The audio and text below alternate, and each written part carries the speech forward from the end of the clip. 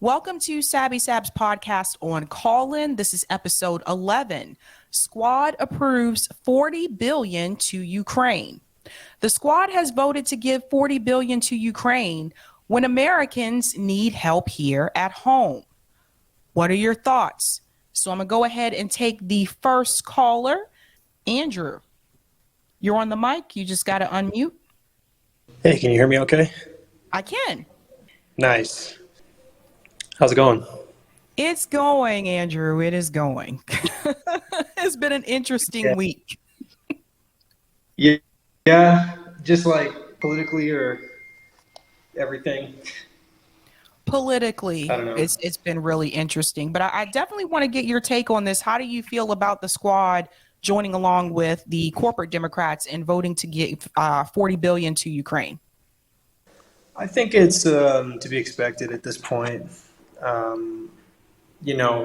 There's maybe some question that Ilhan Omar would oppose something like this, but I mentioned actually on a different call-in earlier today that I believe she did vote, and you can correct me if I'm wrong, but I thought she did vote for, or at least kind of provide safe passage for a bill that it might have been the National Defense Authorization or something, but it kind of allowed for more bombing into Somalia, which I believe is her home country.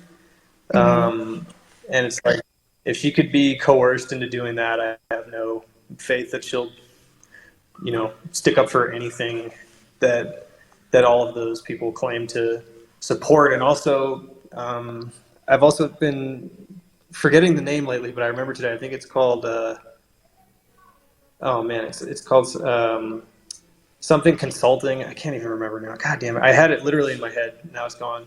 But Primo Radicals reported on it. Others on the left kind of mediascape have reported on it. It's this consulting firm that has AOC and I think Biden's campaign and Beto O'Rourke and some other despicable people. And it's just more and more, I think we should kind of treat them as like a media creation, which I don't think anyone on Revolutionary Blackout has trouble doing. But I think that if people are interested in still doing some kind of electoral project, I would say build a third party. I don't have any. I've seen you and Jay do a lot of good coverage of the People's Party, kind of debunking that kind of scam. So that's a kind of a roadblock right now, I feel like, for maybe some people on the left who might already be really hardcore into them or a little bit burned out because they supported them and then realized that it was kind of a fake. But I still think I'm down here in Mexico, and it's like there's a new party that took 6 years to build that took the presidency and the whole Congress. They just nationalized the whole lithium mining industry. They tried to nationalize the entire energy sector a couple of weeks ago, and they're building like high-speed rail, hospitals. So it's actually kind of changed my mind a little bit back from like we should strictly do mutual aid and syndicalism to build unions and things to, well, maybe we can kind of go more 50-50. But anyways, I talked for a long time, so I'd love to hear your thoughts, and I'll mute myself.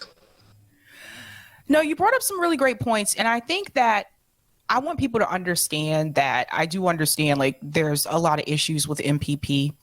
And I want people to realize that that doesn't have to be our final stop or our only other option. I think it's important to support independent candidates who are also running. They're not affiliated with the party. In fact, Roger Meadows, something he said multiple times is that the parties are a big part of the problem, right? So do we really need political parties? But I know that's not something that we can remove right now. But I think we need to focus more so on these independent candidates. There's a number of them that are running. And then also you still have candidates going through the Green Party. I know the Green Party has its issues as well. Honestly, every political party that we have in this country has issues, to be honest with you. So I think, however, the Green Party has done really well in local elections. Like they are successful winning races locally, just not so much on the national level. So I think that we do need to remember that there are people that are still running as independents. And I also think, and I mentioned this last time as well, I think we need to focus on trying to take over the Green Party. I think they need a lot of help with marketing and communications. I feel like their strategy needs a lot of work. They don't promote themselves or their candidates the way that they could. They don't use social media effectively as much as they could. You could honestly get a group of college students and have them do the marketing and promotion, and they would do such a better job. I think back to like those two, I think those were high school students that were helping Mike Gravel. Do you remember that? Yeah, I think they also still run the Gravel Institute that kind of tweets and puts out videos, kind of, sort of left propaganda videos that are, most of the time they seem decent videos. They seem like a good bunch of kids. Maybe I might have some disagreements, but yeah, they did a pretty stellar job getting Mike Gravel's name back out into the universe one last time. Yeah, you need someone who knows how to use these platforms in an effective manner, someone who is familiar with TikTok, someone who knows how to beat the algorithm.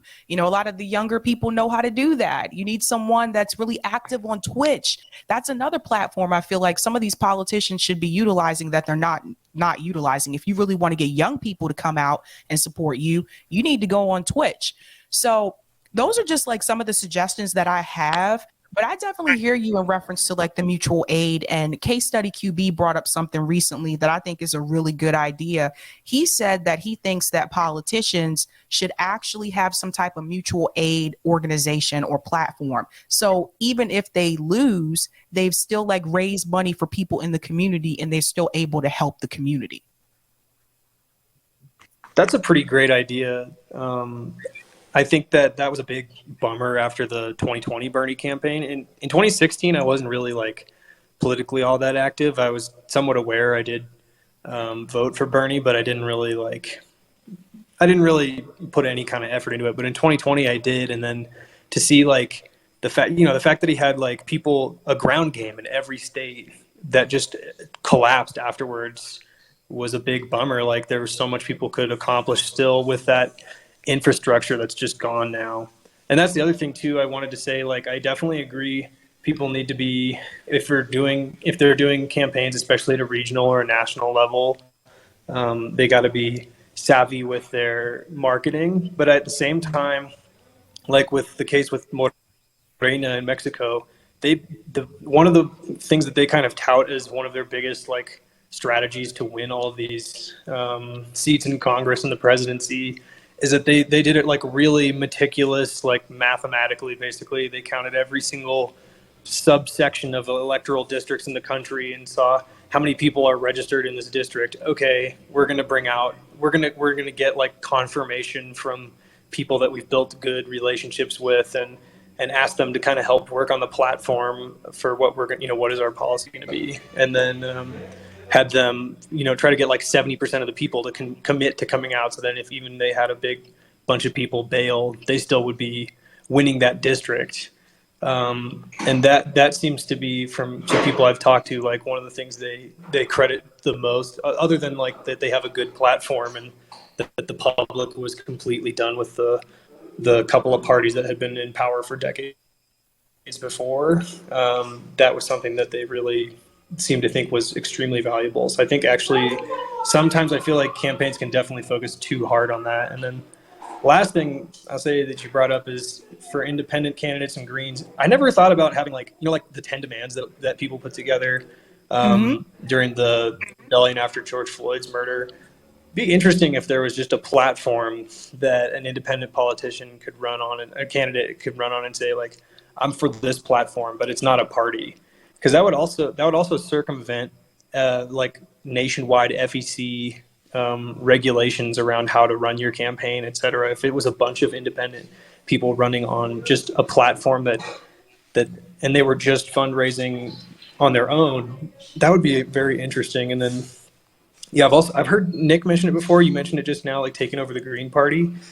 I think it sounds good because they have ballot access in like 30 states. So if there was enough overwhelming influx of people and they were able to kind of undo some of some of the corruption that people might have heard about if you were listening to like the Convo Couch or Nico House talking about Howie Hawkins kind of just having them hand him the nomination in 2020.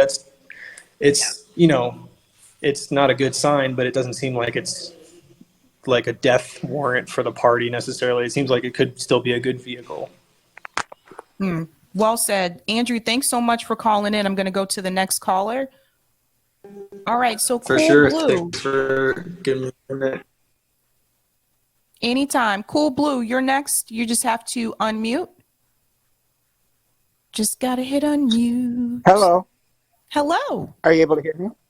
I am. I was touching the wrong mute. There's like a mute on my icon, and then there's a mute below. This is the interface or whatever. In response to this topic, I happen to look at roll call, which is, the United States House of Representatives. And of course, all Democrats, all U.S. House Democrats who participated in the vote voted yes. And there were 57 Republicans who voted no. And I knew about this. I just was interested in finding out some specific names of the Republicans who did not. And the amusing thing to me is that a number of the Republicans who said no are Republicans who are often made fun of by the Democrats, to basically portray these particular Republicans as being quote unquote dangerous. To name four of them, I'll name them in alphabetical order according to their state. It's from Colorado, there's Lauren Boebert. From Florida, there's Matt Gaetz. From Georgia, Marjorie Taylor Greene. And from North Carolina, Madison Cawthorn, who, some fellow Republican colleagues are trying to drive him out of Congress. Now, I agree with these four people with their vote for no. I live in Michigan, and right now, the best bellwether states are Michigan, Pennsylvania, and Wisconsin. They voted for the presidential winners over the last four cycles, and they're likely going to do it again in 2024. And they're going to be instrumental in this year's midterm elections when everything is over with. There's currently 14 congressional districts in Michigan, going down to 13. And the current delegation is even, 7 Republicans, 7 Democrats. And one Republican from Michigan, Bill Huizenga, I think, I'm not good with the pronunciation of his name. It's Huizenga.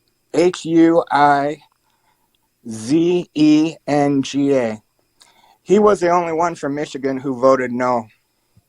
So, I'm more and more time passes, I'm more and more solidified in my decision not to vote for the Democrats in general elections.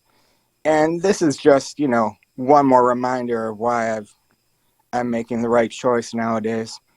That's pretty much going to be all I can say for my call. But of course, please respond if you'd like. Absolutely. I think the 4 Republicans that you just mentioned, like, that doesn't surprise me. And that being said, they basically did what the squad was supposed to do. And this is the thing. You have those 4 Republicans that, people do consider them to be the hostile ones. Don't get me wrong. I don't usually agree with them on anything. I'm just going to be honest with you. However, I agree with them on this vote.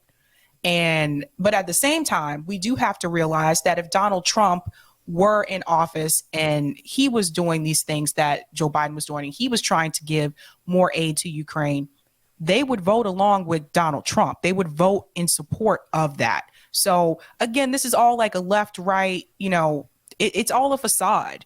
And I think that we wanted the squad to go in and push back like this, to react this way. And of course, obviously, they're not doing that. But right now, they are letting Marjorie Taylor Greene and Rand Paul in the Senate, they're letting them outleft them on war.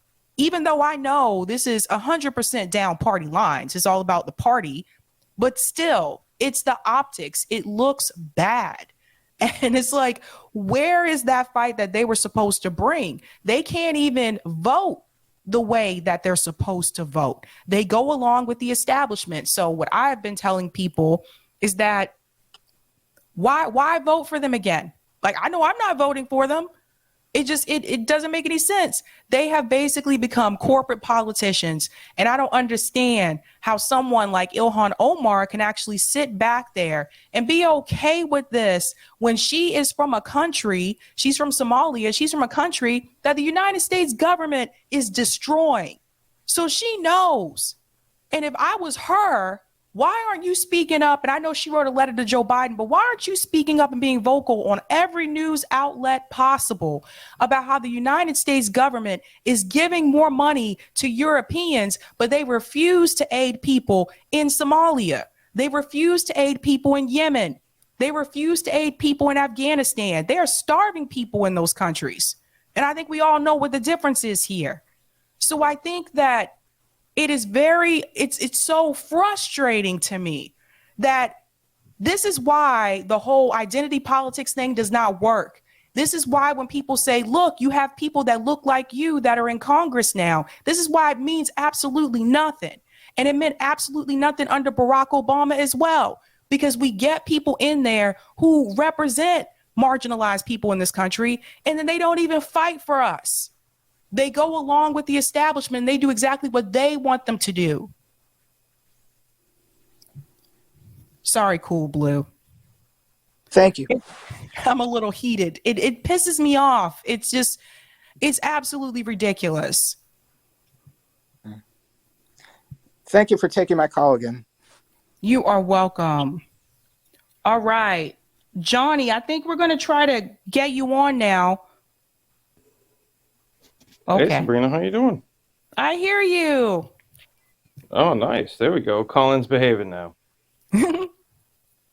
The old IT trick of closing the app and reopen it works wonders. I'm telling you. We should do that with the United States. Give it the old restart. See if it works. No, every time IT used to come and visit me, because I always had computer problems at work, every time IT would come and visit, have you tried turning it off and turning it back on again? We should do that with the U.S. It's so sad how many times it works, doesn't it? Software. Software just doesn't behave. So what's your thanks for taking my call on all of this? Yeah. Appreciate you taking my call. I sent you a rant about a week ago, and man, boy, like the 40 billion with no questions asked, and nobody voted against it. That's crazy. Glenn Greenwald was going off on it, and he's right too. Like, that's so much money for just no questions asked. My God, how could what do these people think their job is? You know, and that you know what it is. At this point, we have to make them afraid. Like, they have to lose. Somebody in the squad has to go down because they're just not afraid of the voters. Yep. Republicans are afraid of the voters, like Democrats aren't. We're gonna have to make them lose. I mean, I hate to just be sorry, you need a new job, but somebody from either the squad. I mean, poor Nina Turner's clearly already getting it. Like, she didn't even get a chance. You know what I mean? We didn't even get her. She didn't even get in there to actually give it a shot. But the other ones are clearly useless, and it's hard to believe that Nina Turner was going to do anything different because she was complaining about the Republicans the whole time. She didn't have a bad word to say about the Progressive Caucus. Those are the ones who knifed her in the back, and she's got nothing to say about them. Why don't you oppose the people who are supposed to be your friends? Doesn't that hurt? I mean, these are the people you've been riding with for years, and they're just going to turn and drop you? I mean, that's rotten. I mean, maybe the race was unwinnable, but that was just awful. I mean, they just dropped that poor woman. She's been dedicated to the cause for 6 years now, at least since 2016, if not earlier, and they just dropped her. I tell you what, I hate Jayapal more than any of them because she was the one with the most power. She's supposed to be the head of the Progressive Caucus. You know, they all like to play follow the leader. And what does Jayapal do? Writes a great Medicare for all bill and then crumples it up and throws it in the trash and never looks at it again. And then just says whatever Joe Biden wants, whatever Joe Manchin wants.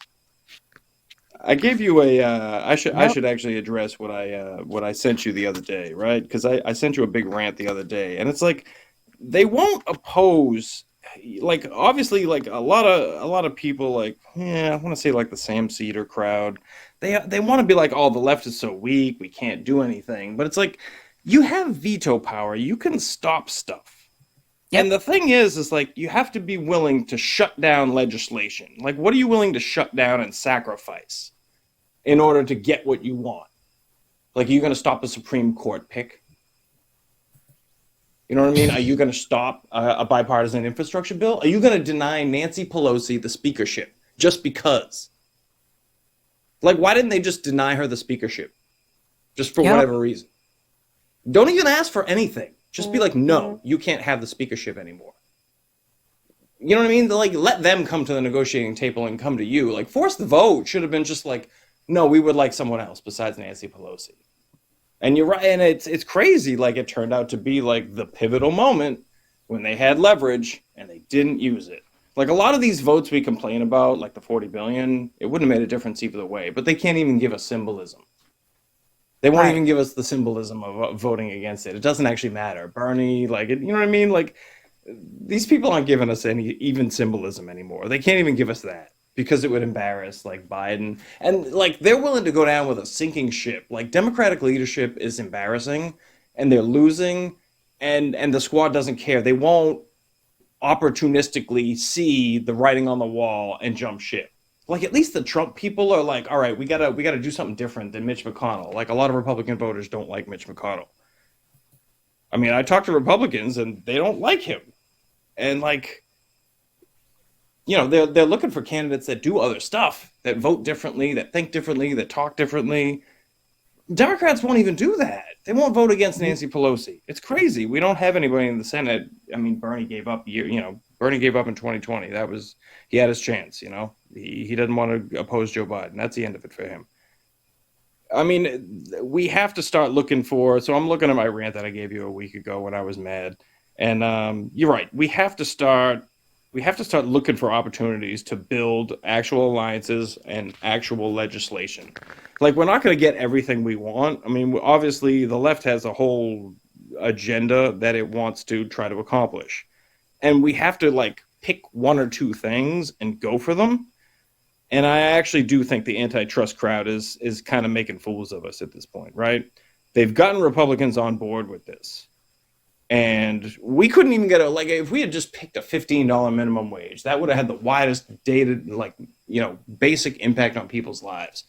There was an Oxfam study that came out within the last few weeks that said something like 30 or 40% of the workforce makes under $15 an hour.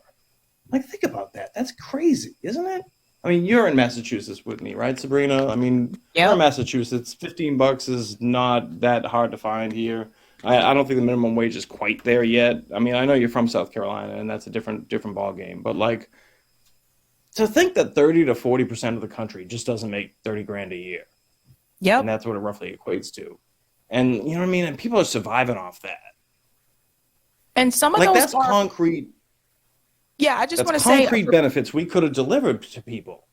Right. For people who don't know, some of those positions are professional positions that don't make $30,000 a year. You have teachers in this country that don't make $30,000 a year. It depends on the state you live in. And so so you have all these people that went to college. Yeah, went to college, got a degree, took out student loans, and take this $25,000 salary. You're in charge of the kids, and like, you don't make 30 grand. Like, you're eating canned tuna. Mm-hmm. No, like, it's come on. What are we doing to people? And they won't fight for it. Like, nobody's willing to sacrifice anything in Congress for it. They won't take any. And that's where I kind of want to go after people. I actually don't think the squad is bought. I think they're just afraid. Like, they just don't have any courage. Like, you have to go out there and be like, no, Biden, you can't get your bipartisan infrastructure bill. Sorry. Like, what are you going to do for me? Give me my $15. I told you I wanted 15. Give me my 15. Now, the rest of the progressive caucus wants to go flake off and fold, so it's kind of hard. But, like, they did have that leverage at the force the vote point where Jimmy Dore kicked up a fuss and Brianna Joy Gray gave, like, the highbrow intellectual case for it, which no one had ever considered. Because no one on the left actually does, like, power politics. Like, how can we actually have an impact, have influence. We're just so used to being weak and uninfluential and not having a prayer, like not having a say, like trying to get in the room. Like we're so obsessed with being in the room and like getting attention from people in power. And it was like Jimmy Dore and Breonna Joy Gray made the case, and so many people that were like Democrats, liberalish, somewhere in between, just looked at everybody, looked at them making the case on force the vote, and were just like confused by it. And yeah, have you heard Breonna Joy Gray say like there were people that were like, "Oh, I hadn't thought of that." Yeah. I just find that remarkable. People aren't used to. Like, do you have a plan to win? Like, what's your plan? Honestly, I think a lot of them just want to fundraise. Like, I really do. Like, that does seem to be like the core purpose of why the Democratic Party exists as a functional organizational like group, organized institution today, is just to fundraise. It's crazy, isn't it? it's just all about money. And I mean, and here we are again. I mean, we have people in this country hearing about the baby formula shortage, but we can give 40 billion to Ukraine. Yeah, that's crazy. You see the Marjorie, Glenn Greenwald summed it up on his show, if people haven't watched that, where Marjorie Taylor Greene makes a fuss about the baby formula. Rightfully so. I mean, the lady's crazy, don't get me wrong. But, like, she got it right. What are you going to do, you know? And then Jamie Raskin, hardcore Russiagator, was like, no, you're using Russian propaganda talking points? Like, dude, have you been to a supermarket? What are you talking about? Yeah, it's Like, pretty I go to a bad. supermarket, the baby formula is locked. I mean, you're in Massachusetts. The baby formula is locked up behind a locked case. Yep. Like my kids are 7 and 11. I don't have to worry about that stuff. But like the baby formula situation is crazy. Listen, it's sad times, and All but right, I hate let me to get say out of here. Yeah, sorry. Yeah, Yeah. it's sad times, guys, and I hate to say it, but Richard Wolff warned us about this. He told us this was coming. In fact, if you go back and you watch my interview with Richard Wolff from last year, you have to go back quite a ways. Richard Wolff warned that this was coming, and here we are. So, thank you so much for calling, Johnny. I'm gonna go ahead to the next. Let me get out of here. I'm taking up your time. Thanks a lot. Appreciate it. All righty. Okay, who do we have up next? We have Sean. You're on the mic. Hey, Sabby, thanks for having me. Appreciate you hosting this call-in in this forum. Thanks so much for calling in. What are your thoughts on this, Sean? So the Ukraine lobby and the Ukraine PAC has surpassed Israel recently, which shouldn't be a surprise to anyone with all the billions of dollars that's been funneled in to that country. So I mean, this is how Washington works. You know, it's a money laundering scheme. Do you remember when I called like maybe a week or two ago and talked to you about that political organization that I came up with? Well, guess who got in contact with Case Study QB? Yeah, so I just have been. You guys at RBN have really kind of like energized me and gotten me inspired to sort of like get out there and make connections. And I think we're kind of looking towards like intellectuals like Breonna Joy Gray, who's great and she's got a lot to offer. But these are also some of the most institutionalized people who followed all the rules, got good grades, and a lot of they're not really like that creative of thinkers usually. I think people like Rome and people like you guys at RBN who are legitimate working class people. Yeah, I mean, some of these academics that we're looking to, I mean, these are people who didn't really resist their institutionalization in public school, got good marks, did everything they were supposed to do. And it's not that these people don't have any value. They're just not, they're not revolutionaries. They're not wired that way. And like I was saying, like people like Rome, like people who are out there like, no, like we don't need these politicians. Like that's where we need to go. We need to start building networks with people like Rome, with independent media. We need to start using technology, like I was saying. Like we got to start thinking outside the box and connecting with each other. And that's what I've been doing the last couple of weeks. And like I said, like just got in contact with Case Study QB, and we have some real similar ideas. And we're going to make this happen. I was talking to Nick about going out to Nick and Zoya like earlier this week about going to lobbyist houses. If anyone wants to do that, I'm Bruce Wayne 10 on Twitter. I want to make that happen. I'm dead serious about that.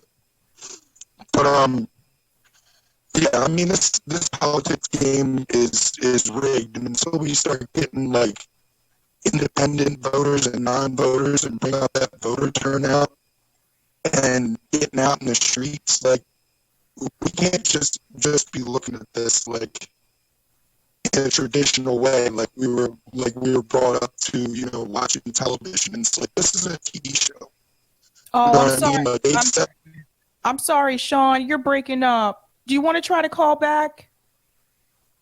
Sure, I'm sorry. that's cool.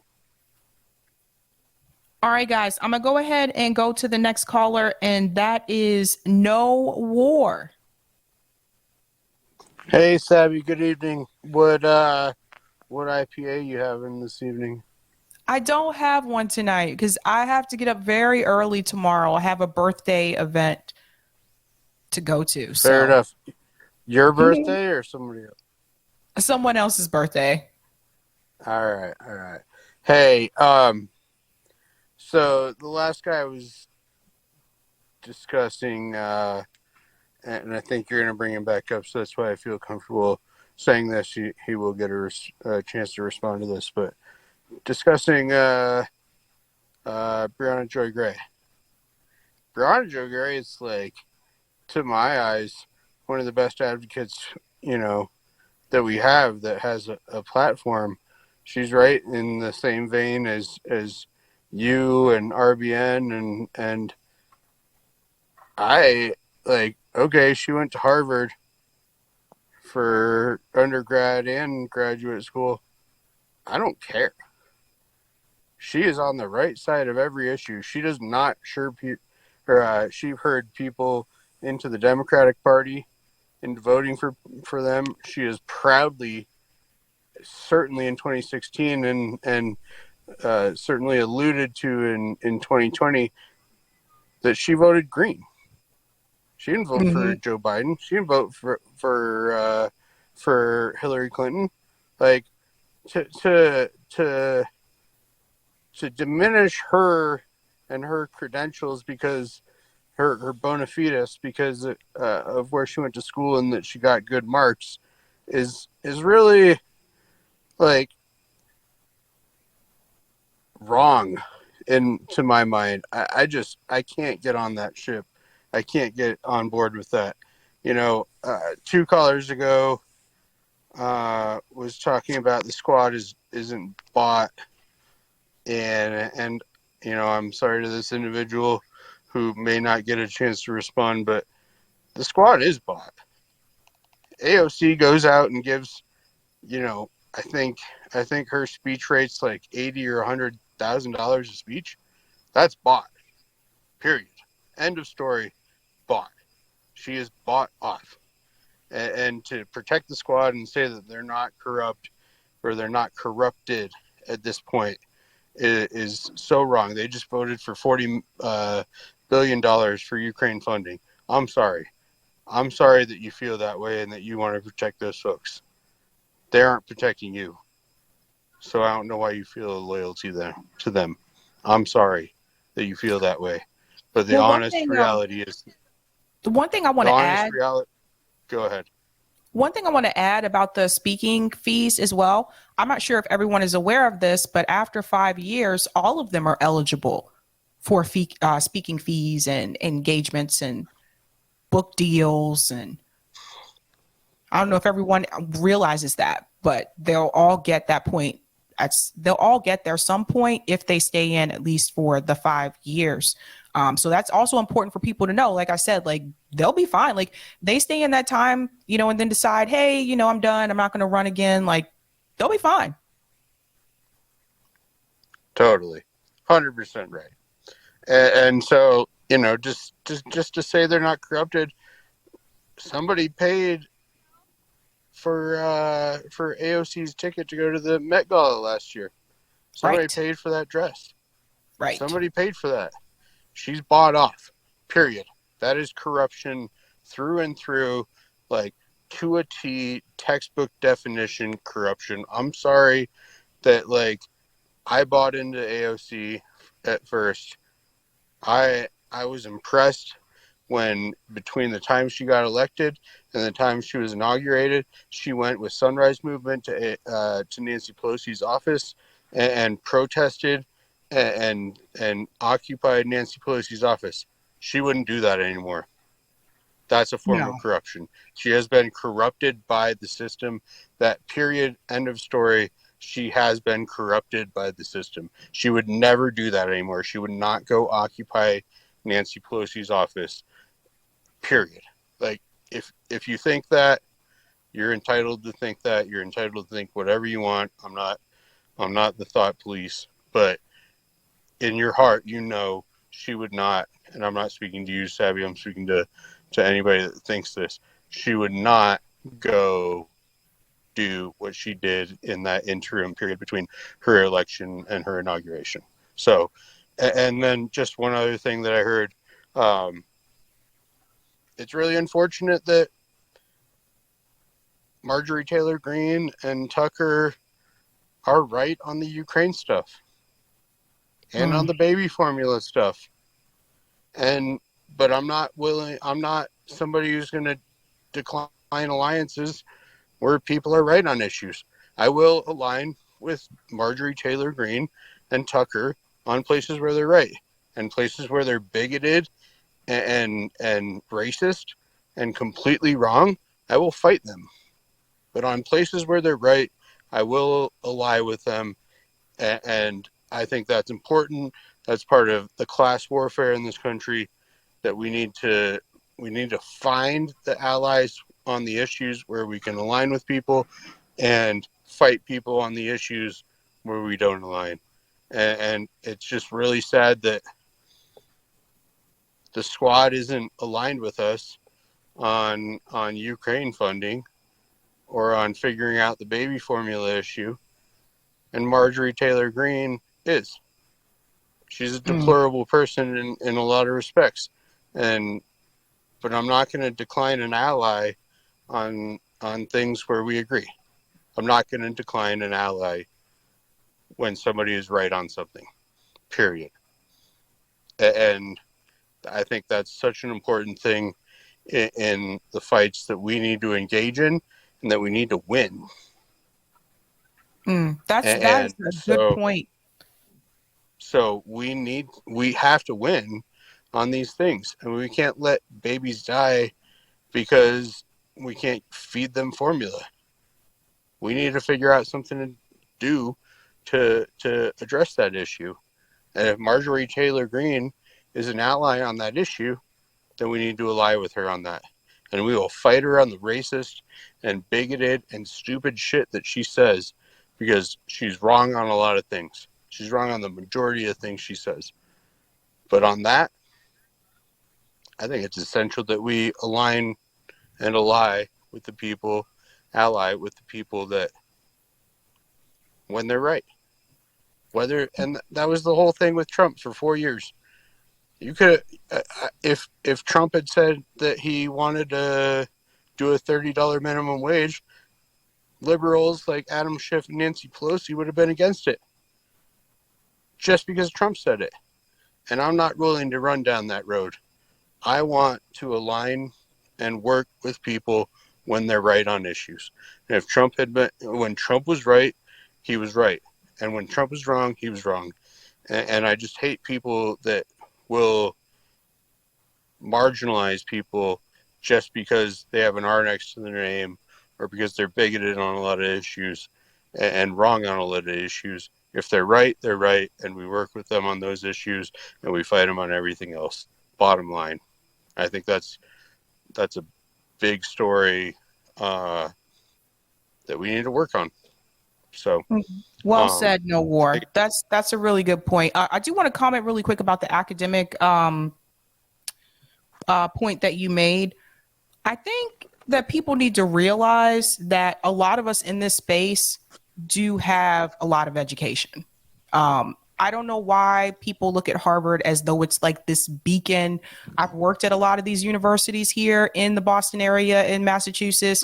Harvard is not as much different from some of the other schools here, believe it or not. Yes, they do have a lot of money. They do have a lot of funding. But I have friends that went to Harvard. I have friends that went to BU. I went to Northeastern here. A lot of these schools are somewhat similar. It's just that it's maybe more difficult to get into Harvard than some of those other schools. But I hear what you're saying about the academics. I think the point that Sean was trying to make is that I think some people are wanting to hear from people who are a part of the working class. So like some people want to hear from like Rome. They want to hear from someone who's there on the ground, who's giving people, food and clothes and things like that. I think that was the point Sean was trying to make. But I mean, even I for love me, hearing from Rome. Yeah, I know Rome's like awesome. I know, like even for me, like when it comes to like the academics, I mean, I did really well in school. Like I have a master's degree. Like I mean, I'm not that much different from Bree, except for the fact that yes, like I have been poor. Totally. So I think that is the difference. But I grew up middle class, and I went to not acting. I went to international school as well. I went to school abroad. So we're not that different. I think the only difference is the class aspect, which is I know what it's like to have money and to lose money, and then to try to get back where you were before again. So I think that's the difference. But I hear where you're coming from. I do want to go ahead and grab the next caller. Thanks for your time, Sabby. I love you and appreciate your work, and you're right on the thing you just said. I agree with you 100%. So thank you for your time this evening. Happy Friday. Take care. Happy Friday to you too. Thanks so much. All right, Eric, you are the next caller. Hey, how's it going? Hello. So, when I first heard about this story about the $40 billion being approved to Ukraine, just imagine my disgust as a teacher. Just look, especially at the school I work at now. Granted, I'm teaching in the community I grew up in, so we're in a predominantly black neighborhood. The school that I'm at is. So that this particular school is not being funded as well as others. And I'm like, hold on, you got $40 billion just to give like this? But yet, I don't know, you can't keep teachers around. You can't help schools around the country because we got teachers still quitting in mass, still. Yep. And it's embarrassing. It's like y'all really don't want to. At this point, it's like you might as well just poke a middle finger at every single one of us. And especially in my subject area, like I teach math, so good God, you can't find too many of us to teach this anymore. Mm-mm.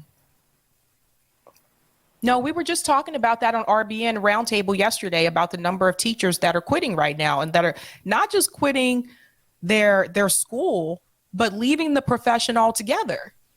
Because, and honestly, I don't blame them. I worked in education for over 10 years, and I'm telling you guys, it's not worth it. Like what you have to put up with, what you have to deal with, and what you're paid, it's not worth it. You're not just a teacher. You're not just an academic advisor. They also want you to be a babysitter. They want you to be a counselor. If something goes wrong with a student, the first person that they're looking at is you. And then you're reaching out to the parents or the roommate to see if they have some input, to see if they can help. And a lot of times they're nowhere to be found. So it's just there's so much pressure that's put on you nowadays. Like as a teacher, it's nothing like what it was like when I was a kid and when I was in school. They're requiring these teachers to have so much more credentials now. You have to constantly keep going back and get another certification for this and for that, and then the school doesn't pay for it. You have to pay for it. It's a very thankless profession, and it's just underappreciated. It's sad, but it's a reality. I think, the pandemic really woke up a lot of people in that profession as well. Just like, no, I'm not going to put up with this. They had teachers here in Massachusetts. They made them go into the classroom to teach, and the students were all staying at home learning remotely. So they had teachers standing in the classroom teaching to an empty classroom. Now tell me how that makes sense. It doesn't. It doesn't. And they had us do something similar down here too.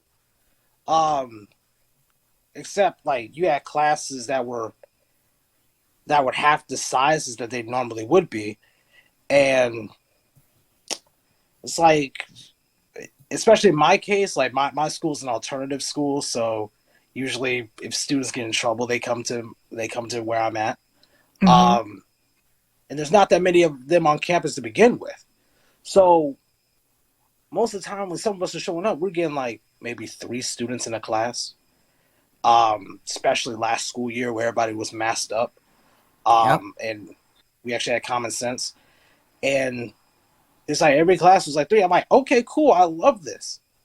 Personally, I like it because guess what? There's not too many of you and I can help you all more individually. Richard Wolff talked about this in his book, The Sickness is the System. In schooling, in public school, you all should have gone to a tutor-based model.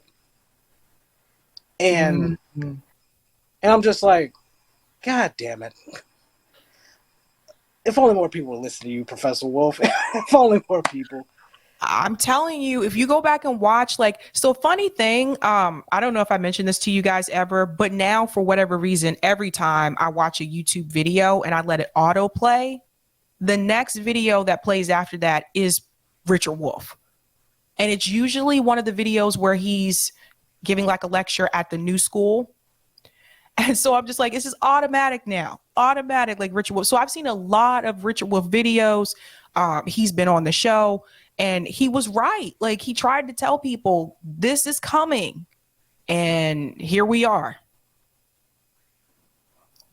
Yeah. Unfortunate. And then, imagine explaining some of this to my high school students who, like I said, a lot of my students grew up in the community just like I did. So imagine seeing this, and then you go on, hold up, and then you got the baby formula shit on top of this. Yep.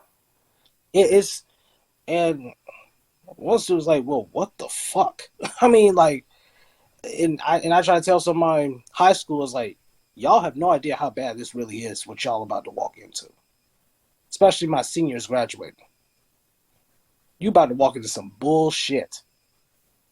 Yes. I'm just here to warn you. I mean, hell, I'm like, let's keep it real. Some of your teachers have student loan debt up to their damn eyeballs. Yes. And they go, well, shit, I'm never paying this shit. God damn it. I need to rethink my life decisions. Shit. Yes, I hear you. Well, Eric, thank you so much for calling in. I want to get to the next caller, but well said. No problem. Thanks again. All righty. All right, the next caller is Frank. You just have to unmute. Hi. Thanks for taking my call. By the way, I've really come to appreciate your dedication and your passion and your clarity, especially that last one. I wanted to kind of react to the topic tonight. When the squad, amongst all the other Democrats, voted in favor of the $40 billion, I was once again saddened, but not surprised. And what the squad and the added members of that group kind of, I think, failed to realize is that this was another of many teaching moments, so that they could have used the $40 billion to teach a lot of things to their constituents in their district as well as nationally. The fact that these expenditures are made or proposals without any view towards budget. They're not made in a conventional financing. They're really made in an MMT, or modern monetary theory, which basically says you're a sovereign country, you can print all the money you want, so you don't have to worry about paying it back, at least immediately. Whereas when they look at something like universal health care, Medicare for all, they're always asking, how are you going to pay for that? How are you going to develop, and who are you going to tax? So a teaching moment with regard to conventional financing and modern monetary theory would have been fantastic. A teaching moment with regard to the current size of our military and defense budget, which dwarfs every other country, including the ones that we say that we are afraid of, but is ever growing. The incestuousness of the defense industry lobbyists, past senators and congresspeople and others within our government in terms of the executive branch and other branches, and why that continues to take place. The fact that the military kind of knows that if you don't use it, and the defense contractors, if you don't use it, you lose it. So if you don't have a compelling reason for using the military, which is either real, imagined, or fabricated, you may lose your argument in terms of increasing the budget. Right now, there's a lot of talk and a lot of momentum and so forth and so on, and it's been there for years, but it's increasing in terms of China being our next adversary beyond Russia. So if it's not one thing, it's another. It could be Taiwan, and it's endless. What the squad could have done is say, this is another teaching moment. I represent the district with tremendous needs, and I'm going to explain to the citizens in my district, and hopefully beyond, why I'm not going to give in so easily, or maybe not at all, to another bill in front of me, or another decision to increase the defense budget. Again, because the more that we increase it, the more bases that we have around the world, the more we don't tackle the defense industry in terms of its incestuousness with both parties and the revolving door, we're just looking at, if it's not this time with Ukraine, and if somehow this gets resolved without a tremendous escalation, it'll be the next one. We've been at war in one way or the other, small countries, medium-sized countries, and large, for 40 years. Meanwhile, China has been using that 40 years to reduce poverty, to create an incredible infrastructure, to develop relationships within Africa and South America and the rest of the world. It's interesting, one last point in terms of a teaching moment, that there are two sectors in our economy that have always kind of led over a 10-year period, and actually even less than that, if you look at 3, 5, 10-year periods, towards stock price growth. That's anything in the defense industry, and guess what? Anything in the healthcare industry. So if somebody invested in individual stocks, whatever, in terms of those two industries, the chances of them losing money were small. The chances of them making a lot of money were quite good. So the sadness here for me is for AOC, for all of them to not realize that their power has to come from their district. If I was in their shoes, I'd be going around to, I don't know how many community-based organizations, churches, nonprofits, any place where I could get a venue and say, these are the reasons why I cannot vote for this. I may be in a small number of people, but these are the reasons. And I think that will develop actually more power for them. They're busy currying favor, going along in order to, with the hope, the dream of Nancy Pelosi or James Clyburn or Steny Hoyer or whoever else supporting something that they champion. It's not going to happen. That time period already left, unless they take stands and accrue power basically from their base, making them basically, just they're going to be able to win elections every single time, but educating their citizens within their district. Anyway, thanks. I talked beyond my time. Thanks a million. Awesome, Frank. A quick question. Are they still talking to Yeah. people in their district? Because I've spoken to people that live in AOC's district and they're saying that they don't hear from her. Well, I thought about, I didn't want to concentrate on AOC because I think, my opinion, by the way, is that the use of the term squad should have been squashed. They set themselves apart. They set themselves as targets. People that may be aligned with them, who may be very progressive, may not want to be the 6th or 7th or 8th or 9th or 10th member of that, because it actually, to my mind, and I've worked for two mayors and a governor at high levels, and I've dealt with all kinds of elected officials at every level. I know what happens. They, in the state of New York, if you're an incoming assembly person, and you didn't kiss Sheldon Silver's ring, you weren't going to get very far.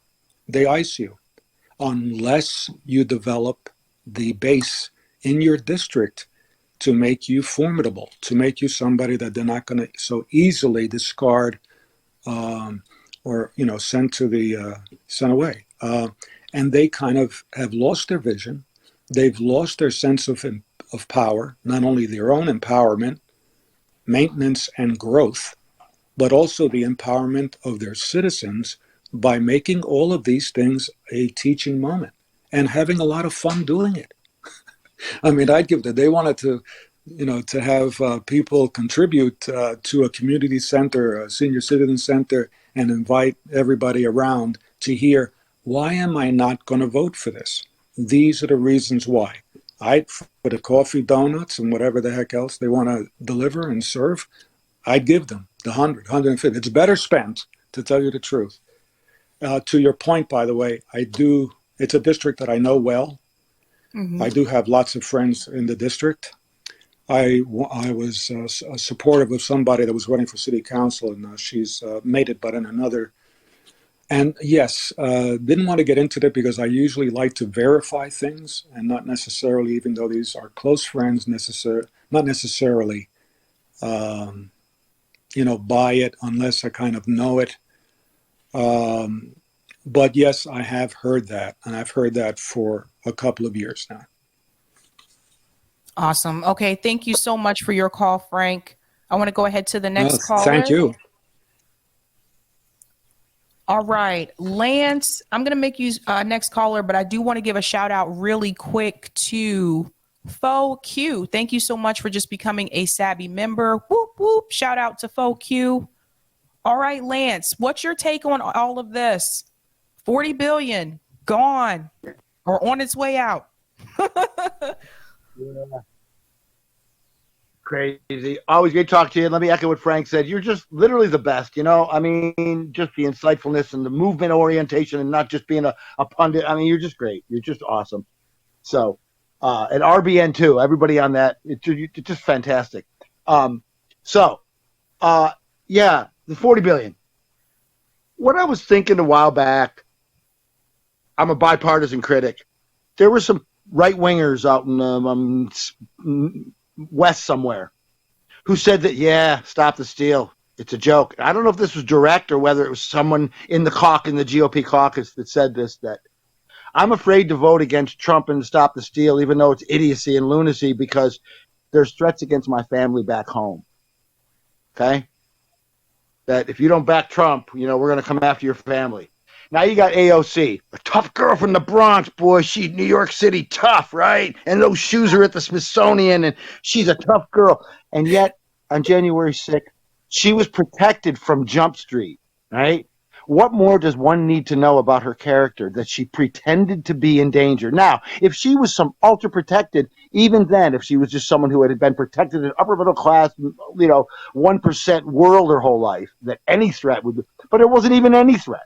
She was in a safe building. It had already been secured. She knew she was in zero danger and pretended she was. All right. And yet now those people get to make decisions. It's one step short of sending our own troops there. Yeah, send 40 billion. Yeah, javelins. Let them destroy, Russians, and let the, maybe some will get in where Ukrainians will be killed. Yeah, but too bad. But boy, oh boy, I'm so afraid. I can't go to the union meeting gathering because security. I'm under threat. It's like, these people are making war, life and death decision. What, baby formula? Yeah, that's a problem. But boy, I'm so threatened though. We'd love to do something, but geez, I'm so fragile. It's like, it just sickens me almost literally to think that these people are making life and death decisions when they're just like afraid of well, how could you possibly go into politics and say, well, I'll go into politics as long as I'm not attacked for my actions. It's like, what are you talking about? It's like saying I want to be a swimmer as long as I don't get wet. Yeah, I'd like to be a swimmer, but all that water, makes me cold.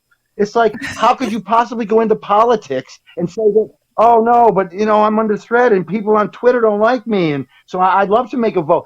The vote that she was crying on the House floor because she couldn't decide whether she wanted the vote to be 431 to 4 or 430 to 5. I mean, but go ahead and 40 billion for Ukraine. Yeah, send those javelins in there. Send those rockets in. By the way, just to make another point, there was a book called Plain Speaking by Merle Miller, set records on New York Times about the sober, straight thinking. It was called Plain Speaking. It was about Harry S. Truman. Good old boy, right? Sane and sober. That's the guy who dropped 2 atomic bombs. So the idea that, well, we can't have that'll never happen again. This is Mr. Sober and Sane who dropped 2 atomic bombs. We've already had a nuclear war, folks. So this idea that it's completely out of our imagination, how can you be that stupid? We've already had a nuclear war. He's already said he's willing to use limited nukes. And it just baffles me that they're going that fast, that hard, provoking Ukraine, provoking China with Taiwan. It's like they want Armageddon. I thought they wanted to step things up, but I don't know if they want direct war on 2 fronts, like Germany and Japan. Only it's going to be, Russia and China. It's insane. Honestly, I think there's a group of people who truly believe that out of chaos, we will have peace. That they believe that in order to achieve peace, that we have to have destruction and chaos, and peace will come from that. Now, I don't agree with that, but I really do think there's a group of people that they believe that. They believe it's necessary to go to these battles in order for us to have peace. But they used to, right. Used to be the AIPAC weirdos, and not just AIPAC, the Christian Jewish cult, the people that want the rapture. Bring it on, yeah. Armageddon. But I thought it was just like the fringiest fringe, but that were important people in terms of the fact that they're part of AIPAC, part of the Christian right and all that.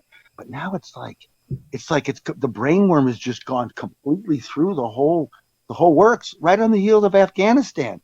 How can we be that stupid to think that this is a good war? I'm really perplexed by it. And it's completely lockstep on the left.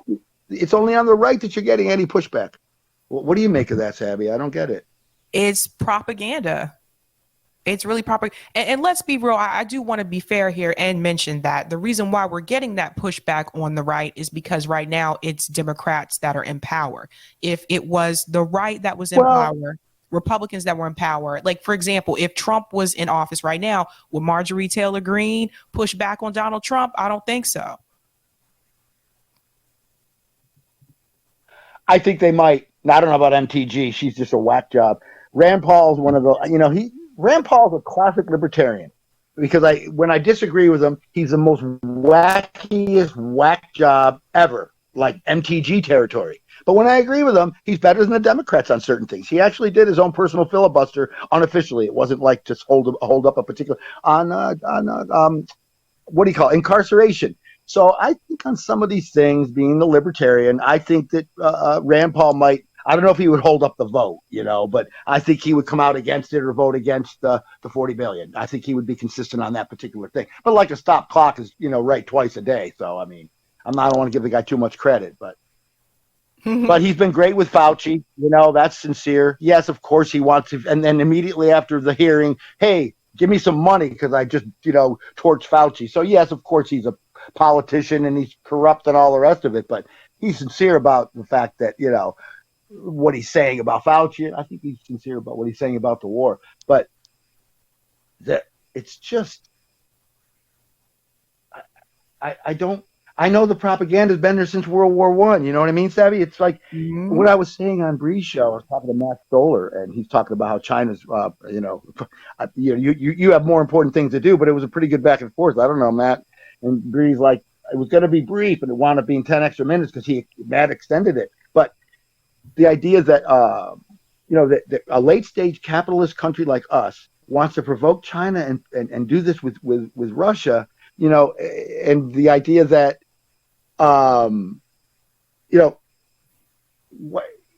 it doesn't, with all the propaganda that's been there, here's what I was saying, is that we had some diplomacy here and there. And, and Nixon, opened up to China, recognized China, and he played off China because it was a Cold War. So we had America playing off China against Russia. Now we're pushing them together.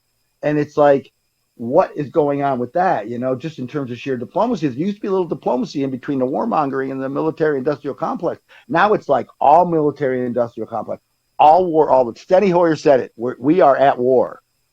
So we're, it's like we're there, and and who, deep down in the Pentagon, this has been talked about too, is that can we even win a war? We know we're not that equipped. Look what we did in Afghanistan and Iraq, 2 third world countries that we couldn't defeat ultimately, squelch them permanently. So I don't know what the government's thinking. How are we going to win a war if we're escalating this stuff up? Unless, like you say, it's just like, let the shit hit the fan and we'll just go for Armageddon, I guess. I don't know. Well, Lance, thanks so much for calling in. I'm going to get to the next caller. Thank you. All right. Okay, Thank you, guys. You too. All right, guys. I'm going to take 3 more callers, and then Sabby has to wrap it up because it's getting close to that 11:30 mark. I'm going to grab Owen. You are the next caller. Sure thing. How are you tonight, Sabby? Hello. How are you? Doing well. In relation to the question, or I guess your subject today, just about another one of the squad's failures, I don't want to waste time just like complaining about them because everybody already knows that the squad's a done deal. But what I wanted to ask you about was solutions instead. So I've just been talking to a bunch of people in my community about like mutual aid, and it seems that in my opinion, since the wider Black community equates like economic assistance to pity in some way, I just wanted to ask you, how do we as leftists or people trying to explain to our communities how mutual aid can be used as a weapon against capital, as well as providing for people's material needs? How do we try to convince or reacquaint people with like mutual aid in a modern society filled with like Black capitalists? Because I believe that is a major problem when it comes to that. I think you should educate them about the Black Panthers and what the Black Panthers did in reference to mutual aid and the idea that they had. Now, there's a whole history of this, and not everyone's going to want to sit down and listen to it. I'll just be honest with you. Some people are just going to be like, I don't have time for all of that. But to cut the story short and just get straight to the chase, one thing that was really great about the Black Panthers is that they realized early on that the government was not going to save them. The government was not going to help their community. So they decided to help their community themselves. And the Black Panthers were international. I don't know if everyone realizes that, but there were Black Panthers even in South Korea. So it wasn't just in the United States, right? So what they did is that they didn't just do mutual aid. They made sure that they created a community that was caring for each other and the people in that community. So that way it didn't look to people as though they're just giving out food and clothes. They were actually getting to know people in their community. If that meant that so and so needed someone to walk them home from work because they got off late at night, they had people who could do that. They had people who protected each other in the community. They did the free breakfast program, which is actually where public schools got that from the United States. They got that idea from the Black Panther Party. So they were able to get to know the people in the community, so it felt more like a community feel. So it didn't feel like you were just going into a community and just giving out free things. Then it has more like that charity feel, but it felt more like this is a group that is taking care of people in their community. And I think that's the way to go about it. But you definitely want to educate them about the Black Panthers, because a lot of people in this country think the Black Panthers was just like some militant organization. That's actually not true. They read a lot, especially in reference to, literature about socialism and how to fight back and how to be a community. So they had those kind of sessions as well. They were very educational, not just about giving out food. So I think you have to educate them about the history of mutual aid through the Black Panther Party in this country, why it was done, how it was done, and how it was effective. And I think one of the easiest ways to do that is honestly through YouTube. There are videos on YouTube of the Black Panther Party showing them doing mutual aid, showing them helping the community, because not everyone's going to have time to sit down at a workshop and listen to this whole story, right? Because it goes deeper than what I just told you. But you can show them video clips so they can see exactly what the Black Panther Party did and how it benefited the community. The fact that they were building clinics, because again, just drive it back to the notion that they realized early on that the United States government was not going to help them. So that's why they decided to help their communities themselves. I think that's the best way to go about it. Thank you, Sabby. And just so the audience knows, I only asked specifically about the Black community because when it comes to white leftists, since I've been dealing with them in the DSA, they'd rather run a political campaign for a person who's in the DSA rather than actually provide for people's material needs, which could actually convince somebody of your ideology. So thank you, Sabby, and have a nice rest of your night. You're welcome. Thanks so much for calling in. All right, I am going to go to Frank. This is a different Frank. All right, Frank, you are on the mic. Not sure if you... Is that better? All right, I got you. Okay. Hello. There's a couple of issues that I've been trying to get out to the community at large and that aren't talked about very much. One is insulation of buildings. I am an architect and a contractor. I know what's going on, and I have what building codes do not deal with existing buildings insulation at all. And so you can go to your Whole Foods and I guarantee it is not insulated. You can go to your school, I guarantee it's not insulated.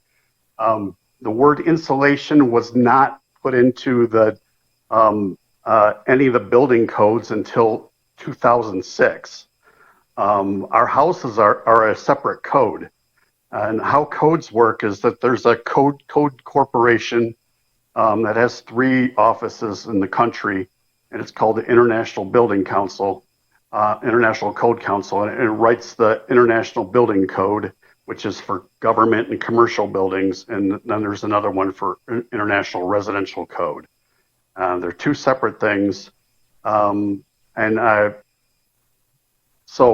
the codes don't deal with existing buildings, and the R values of new buildings, new construction for government and corporations are 1/2 the value of houses. So we're insulating the little boxes, but the big boxes we're just allowing to be heated and cooled to whatever needs. There's really not much stopping it. So I've gone to this local Safeway and had a conversation with the manager, but I need to go up the ladder there. And the Whole Foods actually is, they sent the regional sustainable manager here in Denver, and he gave me a bunch of lies to go try and get me off track, and like, I'm not buying it. But we have a major problem. That's at least 15%. If we insulated buildings, we could bring down greenhouse gases by 15%. The plan that is in place right now is to just do treadmill, put ourselves in a treadmill and keep the greenhouse gases at the same level, and just insulate the new construction while the existing buildings go just continue to be heating and cooling hogs. I don't know how to get that out to the bigger community so that we can take action on that. I'm sort of on my own here in Denver doing that. And also the other issue I have quite a bit of expertise on is the corruption, racism, and misogyny in professional licensing. But I could go on for hours on how bad that is. It is the core of capitalism, and we really have to take that down in order to have the get rid of capitalism and the racism and misogyny. It's licensing allows who can be a capitalist or not, and we can't have that as a club anymore. We have some licenses that are less than 1%. After you earn the degree. So talk about that for hours, and I know you got to go. So, okay. Okay, thanks. Thank you so much for that information, Frank. I was not aware of that. So definitely you just educated me as well. Yeah. What's the next steps you think I could take to try and get that information out? So people will take action. Like teachers could go to their schools and say, "Can you insulate my building, please?" Go to your grocery stores and say, "Can you insulate the? I don't like paying for these prices anymore." Part of it's the inflation of that. So, any ideas what can be done? You can always go to the press, but when you go to them, there's always the risk that they may not air it, or they may take just little sound bites of what you said and not the whole story. So there's that avenue.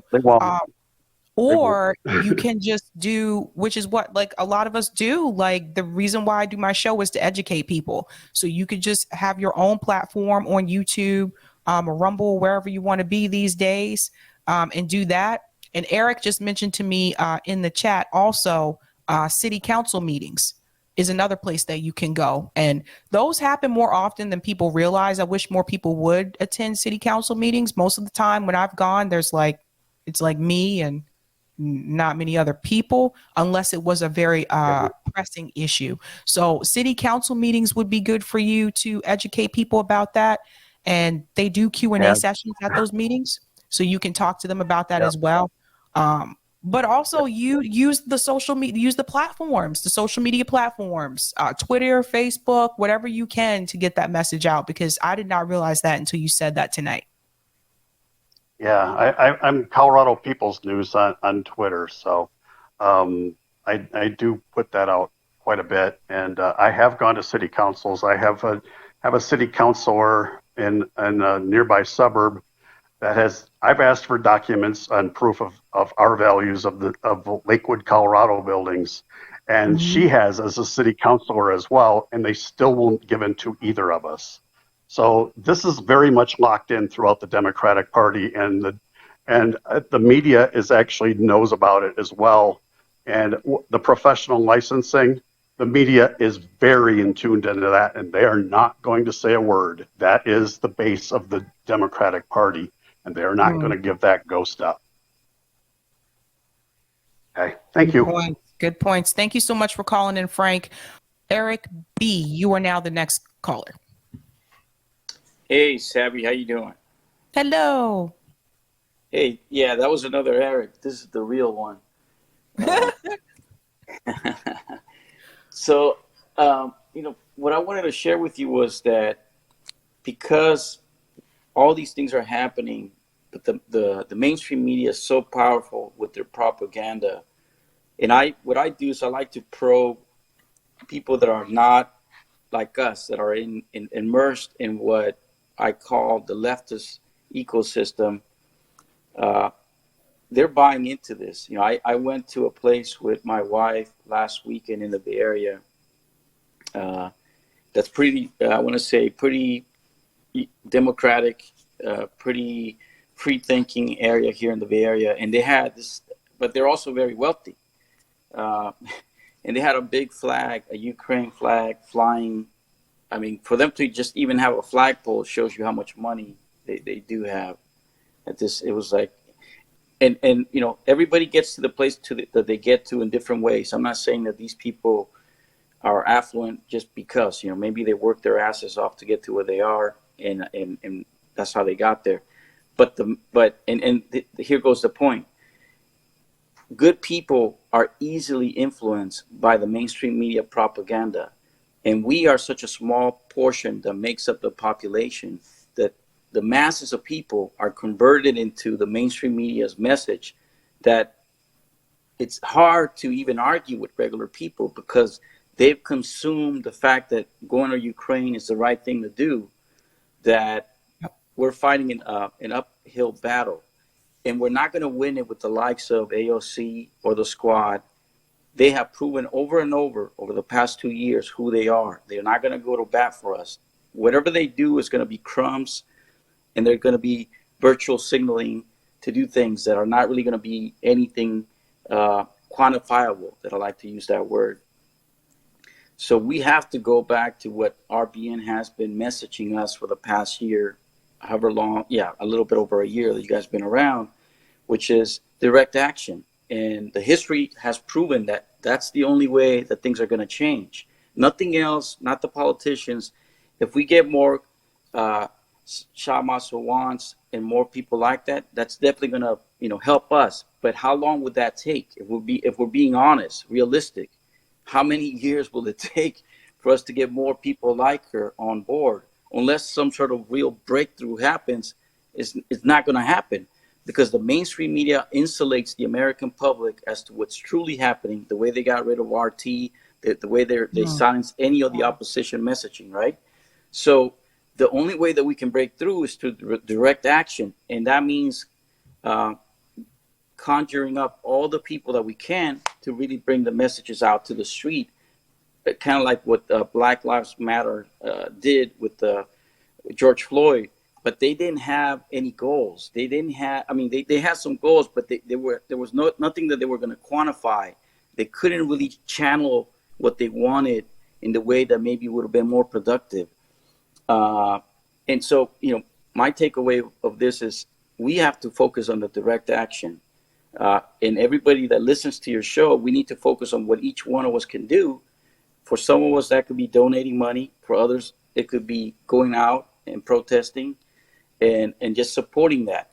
And we have to collectively make some goals for the coming year, the coming quarters, so that we can make these changes. Otherwise, it will not happen because everything I just said. No, that's 100%. The other thing I think that's important to note too is when you bring up direct action. Thank you so much for saying that everyone will have like a different role. This is something that Rome has tried to explain to people multiple times. Not everyone is supposed to be out in the street. I just want to make that very clear. Not everyone physically can do that. Some people just don't have the means to do it, right? But there are other things that you can do. For some people, it may be donating money. Some people, they have the money. That's where they come in, right? So they may be donating money to help those direct action events. For some people, you could help with marketing. You could help with promotion. That doesn't really require you to go out in the streets per se. You could do a lot of that over social media. For other people, it may just be like just trying to combat smears and negative attention, because you are going to get negative press. So for some people, your job could be PR. You'll come in and be the PR people and kill the noise when it comes through, and there will be noise that will come through. So not everyone is supposed to be out in the streets. So when people make the argument that, well, I'm not a fighter, I'm not an activist, I don't go out in the streets and protest, that's not my role. No one's saying that you have to physically be out in the street doing that, but there are other ways that you can help. For other people, it could be lending an ear to your audience to let them know, hey, this direct action is coming up. These are the demands. I encourage all of you to go out there to DC and get involved. You know, we had these marches for Medicare for All last year in this country, and most of the big platforms and independent media didn't even mention it. And they all knew about it. All of them were contacted. So sometimes it's something just as small as that. It doesn't necessarily mean that you have to be physically outside with everybody else. But I think it's going to take like all of us, right? So I just want to issue like a news flash for everybody here. Obviously, the left is divided. You have some people who still want to continue to do the inside strategy. You have some people who don't want to do the inside strategy anymore. And they're like, nope, I'm not voting for him if they run through the Democratic Party. Here's the problem. For the people who are relying on doing it the electoral way, if you don't have the rest, that other half of the left on board, those candidates are going to have a difficult time winning because the left is very small in this country. We are a small echo chamber. Most people I talk to, they don't even know these independent media networks. They don't even know what a TYT is. They've never heard of it. Most people are only watching mainstream media. Now, when it comes to direct action, the difference is, do you have to just get people on the left to come out and fight for healthcare? No, you can get people to come out and fight for healthcare that have no political ideology whatsoever, but they need healthcare. That's the difference. And that's what I want people to understand. You look back at like the civil rights movement, that was not done through electoral politics. Did they go to different Black people and say, are you religious? Are you not religious? Okay, let's just gather all the Black people that are religious and let's fight for civil rights. No, that would have made the group so much smaller. So I think you have to think outside the box. You're going to have to include people that you may not necessarily agree with on everything. And so even when we talk about those types of movements, you have to remember that there were also white people that were part of the civil rights movement too. So you need some of everybody. So I think that, thank you so much for saying that, because I know some people say, they're like, dude, I'm not a fighter. That's not my thing. Okay, cool. Can you do marketing? Can you do promotion? Can you do PR? I have one question for you, Sabby, that I've been asking you, but I know you get a lot of chats and whatnot. But I wanted to ask you because Franco from Frank Analysis, he talked about this, and a few other guys did too. But Franco was the one, and he's getting really shadow banned on YouTube. And, you know, I really like Franco, by the way. I really think he's one of the up and coming guys. But he was, you know, basically asking, in a sense, was it the right strategy for Chris Smalls to have gone up to Capitol Hill, taking the pictures with Joe Biden, taking the pictures with Bernie and AOC? Was that the right strategy? Is having them actually detrimental to what he was trying to do? And really, you know, sort of making it seem like things are going to be okay when they're really not. They're far from being okay. But because he did that, it may have given people the relief to say, oh, well, I guess we're going down the right path when we're clearly, you and I know, and the audience knows we're not. What do you think about that? And that was my last question. Thank you. Yeah, so I struggled with this one. I get both sides. I do understand that sometimes the Democratic Party, they co-opt movements, and I totally get it. So I know some people were concerned about that. I also understand Chris's side where he's trying to reach as many people as possible. And I understand as well, as many times as I tell people we need to hold politicians accountable and we need to put pressure on them. Well, Chris Smalls going to that Senate hearing and saying what he said to Lindsey Graham, that's him putting pressure on Lindsey Graham and telling him, like, look, this is not a left-right issue. So I love that he said that and said that this is about the workers. You know, this is one of those situations where it's like, if you do, you're damned. If you don't, you're damned. Because if he would have turned it down, then people would have said, how dare you not take up that opportunity? And so he decided to do it. And then you have people saying, how dare you go to the White House? So it would have been either way. And I want to tell people, just because Chris Smalls took a picture with Joe Biden, that doesn't mean he agrees with Joe Biden, like, you know, politically. I do think Joe Biden obviously is lying as usual, like he's always done. But he gave more money to Amazon even after taking that photo op that he did. That's his job as a politician. That's what they do. They take photo ops, and then behind the scenes, they continue to do dirty work. But Chris Smalls, the activist, as an activist, you have to think about, how can I get the message to as many people as possible? Same thing when he went on Tucker Carlson's show. How many people watch Tucker Carlson's show? Over 5 million people. So he's looking at it from the mindset of, as an activist, not so much, oh, is this a Democrat thing or a Republican thing? So I think that's the difference. I don't even know if I would consider it a strategy per se. I just think he was invited there and he said, well, yes, I'm going to take this opportunity to tell these politicians, this is not a left-right issue. This is a working class issue, and working class people are not being protected in this country, and they're not being given the rights that they should have. So I think Chris did the right thing, in my opinion, but I mean, I understand it. But if you continue to avoid politicians altogether, then how are you going to put pressure on them? You know, so for example, great points, Sabby. Yeah, so like Eric and I this morning, that's what we were doing. We were in Boston for Mayor Michelle Wu. She had an event in Jamaica Plain, and it was called Coffee and Conversation. And I made sure that we got the people that needed to speak to her about their housing facility being now being privatized by Boston Housing Authority, and that approval came through Mayor Michelle Wu. So here you have someone we got a new mayor, and the same thing is happening. No matter which mayor you get, they are letting these real estate developers just come in and they take public housing and they privatize it. And then the people who are there are pushed out. So that event was an opportunity for us to go and put pressure on Michelle Wu. And that's not even my neighborhood.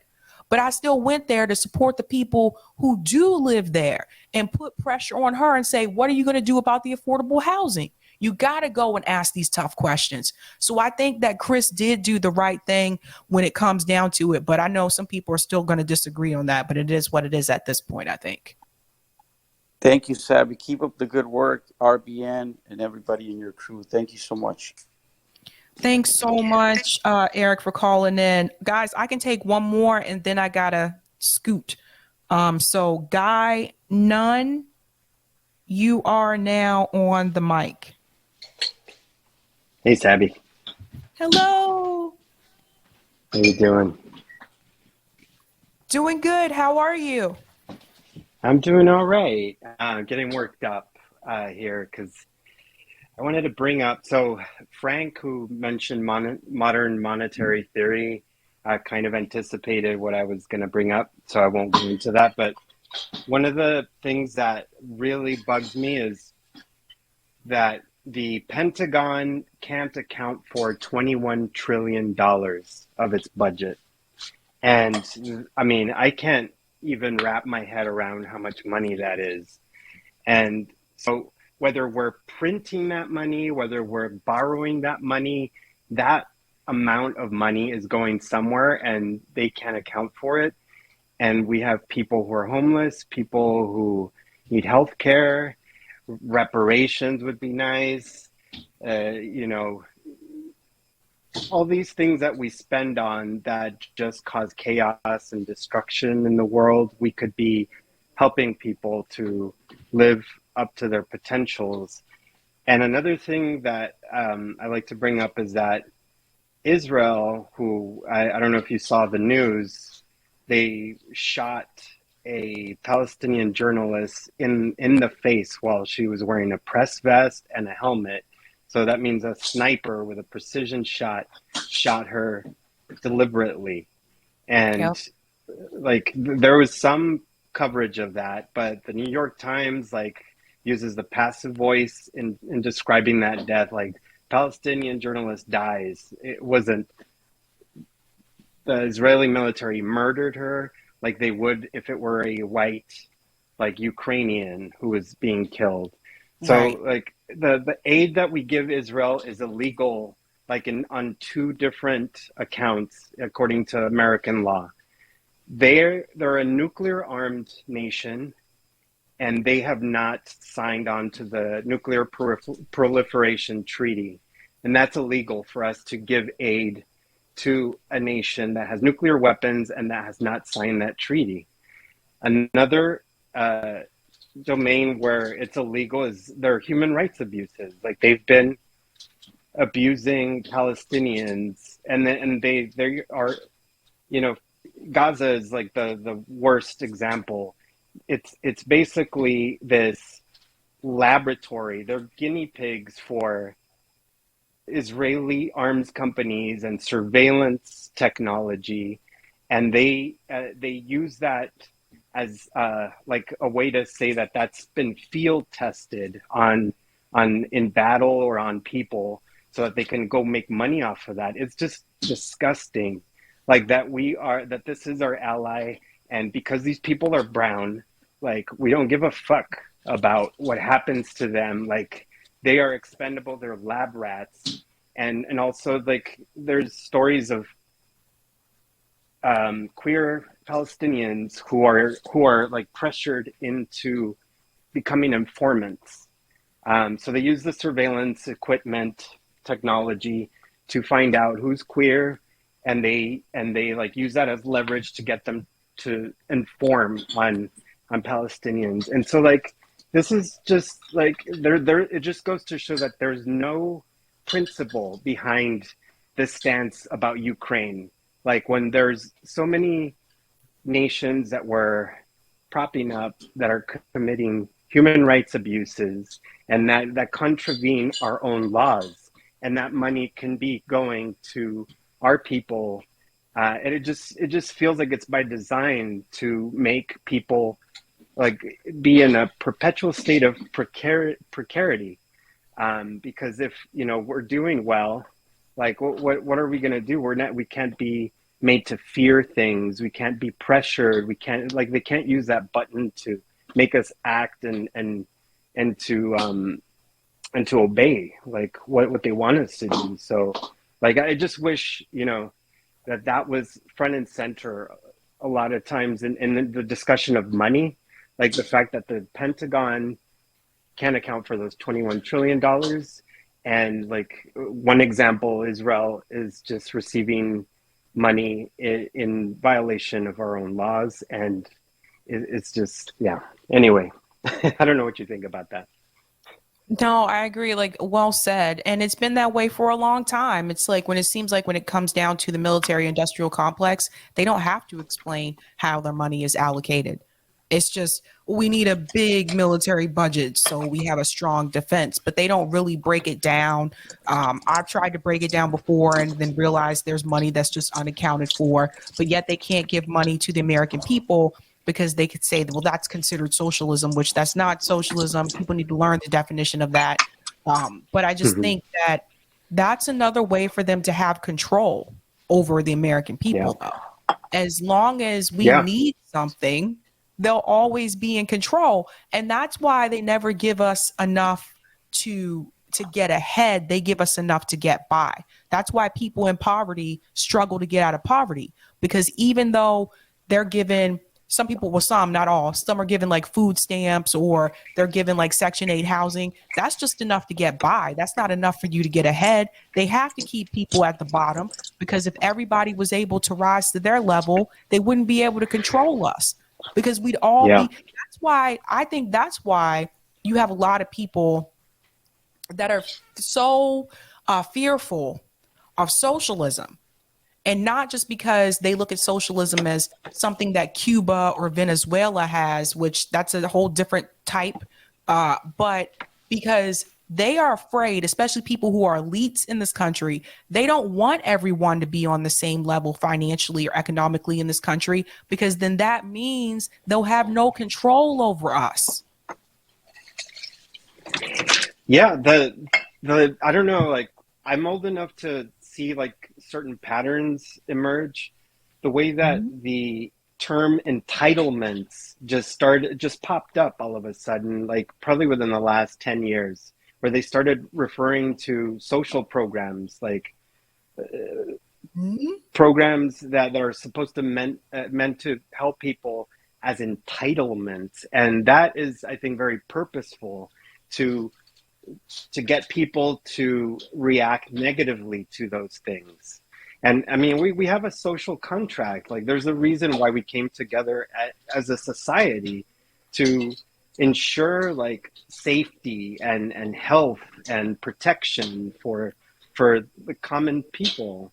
And referring to these rights that we've signed on to in the Universal Declaration of Human Rights in 1948, all these things that we haven't lived up to as entitlements is just really sick. And it's such a manipulative, like propagandistic way to give it an ick factor so that people like say, oh, these people want entitlements. And when really it's a projection, when the entitlement is these people at the top, they feel entitled to not pay taxes. They feel entitled to have all kinds of benefits and people adoring them and people giving them free stuff. That's the real entitlement. Like it's just a projection. I agree. I agree with you. It's a constant like reminder again, like they want to be in control. And the reason why they're so against a lot of like these social programs is because at the end of the day, like even the number one reason is the money, obviously, especially when you talk about like universal health care, free college. Number one reason is the money, but also they don't believe that we should have it. They don't believe that we deserve it. They don't believe that we should have free college in this country. They don't believe that everybody should have healthcare in this country.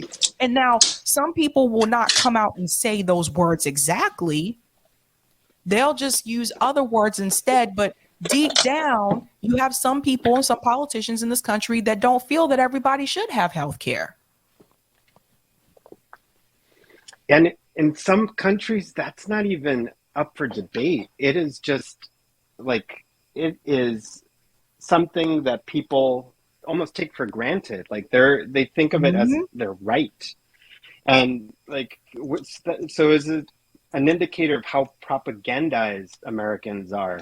Like how, like, it's kind of almost like an abusive relationship where somebody's just gaslighting you all the time. And then, or a Stockholm syndrome, where you just kind of fall in love or relate to your kidnapper. It's pretty sick that, this is such a waste of human potential. Like so many people suffering and people like missing out on all kinds of opportunities and synergies that they could come together and come up with unique ideas to solve problems. And yet we're just letting people suffer and letting these billionaires like hoard so much money that they could not spend in 1,000 lifetimes. Agreed. Thank you so much for calling in. I'm going to wrap it up for tonight. All right. Thank you so much. Enjoy your birthday party. Thank you. Okay, so I'm going to go ahead and end the episode on call-in. Sorry if I could not get to all of the callers. I'm supposed to stop at 11:30, but I don't seem to make that happen. But I'm going to go ahead and end the episode on call-in. Please have a great weekend and have a good night.